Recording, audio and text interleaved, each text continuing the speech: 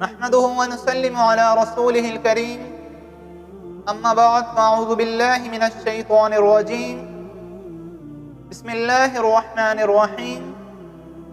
آج آپ کے سامنے حضرت بلال رضی اللہ تعالی عنہ کا واقعہ بیان کروں گا کہ انہوں نے اسلام کی خاطر کتنی تکلیفیں اٹھائیں، کتنی مصیبتیں برداشت کی، لیکن کبھی انہوں نے اف تک نہیں کہا۔ آپ ایک کافر اور ظالم آقا کے غلام تھے، وہ آپ سے ہر وقت کام کروایا کرتا تھا اور آپ کو طرح طرح کی تکلیفیں دیتا تھا، اور جب آپ اسلام لے آئے تو اس کو یہ بات بہت ناگوار گزری، اس نے پھر آپ کو بہت زیادہ دکھ پہنچانے شروع کر دیا۔ امیہ بن خلف جو اسلام کا سخت دشمن تھا، وہ آپ کو طرح طرح کی تکلیفیں دیتا، گرم ریت کے اوپر آپ کو لٹا کر سینے کے اوپر ایک بڑی چٹان رکھ دی جاتی، کہتے یا تو اسلام سے باز آ جاؤ یا پھر اسی حالت میں مر جاؤ۔ کبھی ابو جہل آپ کو طرح طرح کی تکلیفیں دیتا، کبھی امیہ بن خلف، کبھی کوئی، ہر کوئی تکلیف دینے میں اپنا زور ختم کر دیتا تھا، اپنی طاقت ختم کر دیتا تھا، اور ہر ایک کی یہ کوشش ہوتی تھی کہ میں زیادہ سے زیادہ تکلیف دوں، لیکن پھر بھی حضرت بلال رضی اللہ تعالی عنہ کا ایک ہی نعرہ ہوتا تھا، احد احد، یعنی اللہ ایک ہے، اللہ ایک ہے۔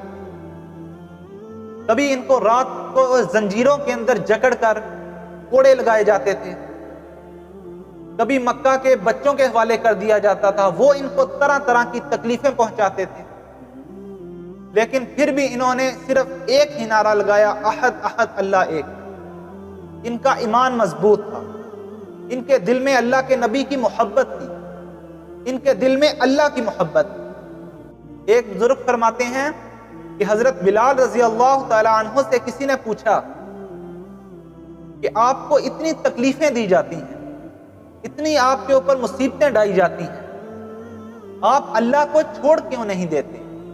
اگر وہ اللہ اتنا سچا ہے اور وہ تجھ سے بھی محبت کرتا ہے، تو جو اس سے اتنی محبت کرتا ہے، اگر وہ تجھ سے بھی محبت کرتا ہوتا تو تجھے اس تکلیف سے نجات نہ دلا دیتا؟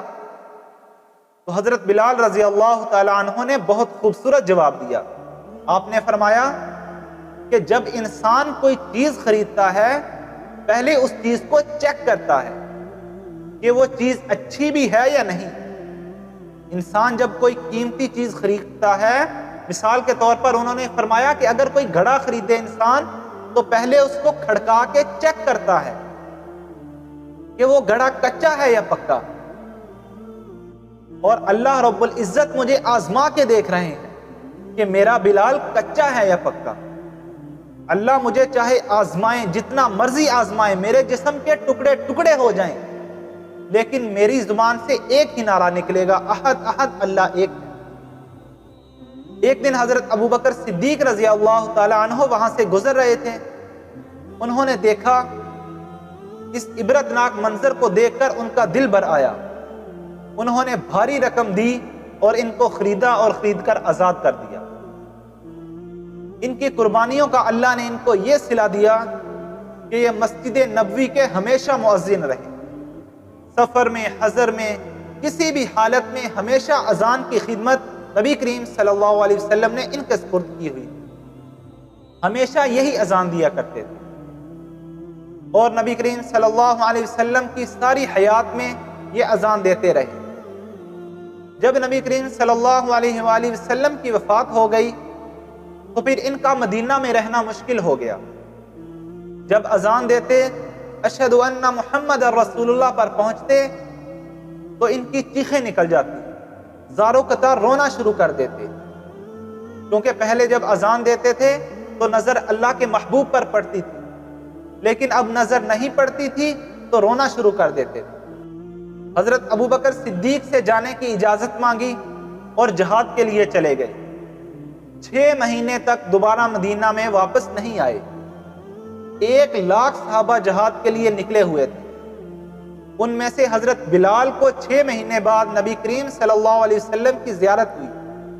آپ نے فرمایا کہ اے بلال، یہ کیسی محبت ہے، یہ کیسی الفت ہے کہ مجھ سے ملنے بھی نہیں آتے۔ جب حضرت بلال کی آنکھ کھلی تو مدینہ کی طرف چل پڑے۔ راستے میں صرف قضائے حاجت اور نماز کے لیے سواری سے اترتے، نہیں تو مسلسل چلتے رہے۔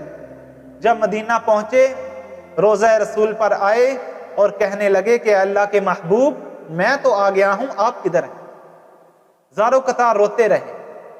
جب صحابہ نے حضرت بلال کو دیکھا تو سب نے یہی فرمائش کی کہ بلال آج تم اذان دو۔ حضرت بلال یہ کہہ چکے تھے کہ آج کے بعد میں اذان نہیں دوں گا۔ صحابہ نے سوچا کہ حضرت حسن اور حضرت حسین سے کہتے ہیں، اگر وہ فرمائش کریں گے تو حضرت بلال ضرور اذان دیں گے، ان کی فرمائش کو کبھی نہیں توڑیں گے۔ تو صحابہ نے حسن و حسین کو کہا تو انہوں نے حضرت بلال سے کہا کہ چچا جان، آپ سے ایک ریکویسٹ ہے، ایک درخواست ہے۔ تو حضرت بلال نے کہا کہ آپ حکم کریں، آپ کے لیے تو میری جان بھی حاضر ہے، آپ تو نبی کریم صلی اللہ علیہ وآلہ وسلم کی آنکھوں کی ٹھنڈک تھے، آپ حکم کریں۔ تو حسن و حسین نے کہا کہ آج آپ اذان دیں۔ حضرت بلال رضی اللہ تعالیٰ عنہ نے کہا کہ ٹھیک ہے۔ جب حضرت بلال نے اذان دینا شروع کی اور نبی کریم صلی اللہ علیہ وآلہ وسلم کے زمانہ کی اذان جب گونجی تو لوگوں کی چیخیں نکل گئیں، لوگوں نے زاروں قطار رونا شروع کر دیا، مدینے کے اندر کوہرام مچ گیا، عورتیں ننگے پاؤں مسجد نبوی کی طرف دوڑیں کہ شاید نبی کریم کا زمانہ واپس آ گیا۔ اور جب مسجد میں پہنچی دیکھا تو حضرت بلال اذان دے رہے تھے۔ صحابہ نے زاروں قطار رونا شروع کر دیا، سب کی چیخیں نکل گئیں اذان سن کر۔ اذان کے بعد جب نماز ہوئی کچھ عرصہ وہ وہاں رہے اور پھر دمشق چلے گئے، اور تقریباً 20 ہجری میں آپ کا انتقال ہوا اور باب الصغیر میں آپ دفن ہوئے۔ تو یہ حضرت بلال رضی اللہ تعالیٰ عنہ جنہوں نے اسلام کی خاطر بہت مصیبتیں جھیلی، بہت تکلیفیں اٹھائیں، لیکن کبھی اف تک نہیں کہا۔ حضرت بلال کے دل میں اللہ کی محبت تھی، اللہ کا پیار تھا۔ آج ہم اگر دنیا میں بھی کسی سے محبت کریں تو اس کا نام بار بار لیتے ہیں، اس کے نام کو رٹا جاتا ہے، لیکن اللہ کی جو محبت ہے وہ تو دنیا میں آخرت میں دونوں جگہ کام آنے والی ہے۔ اصل حقیقی محبت اللہ کی محبت ہے۔ تو ہمارے دل میں اگر اللہ کی محبت آ جائے تو ہمارے لیے دنیا بھی کامیاب ہوگی، آخرت بھی کامیاب ہوگی، ہماری دنیا بھی بنے گی، ہماری آخرت بھی بنے گی۔ اس لیے صحابہ کرام کی زندگیاں پڑھیں، ان کی زندگیوں کو دیکھیں کہ انہوں نے کیسے اللہ کی خاطر مصیبتیں جھیلیں، تکلیفیں اٹھائیں، لیکن ہمیشہ اللہ کا شکر ادا کیا۔ آج ہمیں ذرا سی تکلیف پہنچ جائے، ذرا سی مصیبت پہنچ جائے تو ہم اللہ کی ناشکری شروع کر دیتے اور کہتے ہیں کہ اللہ کو میں ہی ملا تھا جس کو اللہ نے آزمانا تھا، اور ساری دنیا نہیں تھی، اللہ اس کو آزما لیتے۔ یہ ایمان کی کمزوری کی علامت ہے، یہ ایمان کی کمزوری کی نشانی ہے۔ مسلمان پر جتنی بھی تکلیفیں آئیں، اللہ کی طرف سے آزمائشیں آئیں، وہ ہمیشہ اللہ کا شکر ادا کرتا ہے۔ اس لیے بھائیو، نبی کریم صلی اللہ علیہ وسلم کے بتائے ہوئے طریقوں پر چلیں، صحابہ کی زندگی دیکھیں، کیسے انہوں نے زندگی گزاری، اس طرح زندگی گزارنے کی کوشش کریں۔ اللہ رب العزت سے دعا ہے کہ اللہ ہمیں صحابہ کرام کی زندگی کے مطابق اپنی زندگی گزارنے کی توفیق عطا فرمائے، نبی کریم صلی اللہ علیہ وآلہ وسلم کے بتائے ہوئے طریقوں پر چلنے کی توفیق عطا فرمائے، اللہ ہم سب کو عمل کرنے کی توفیق عطا فرمائے۔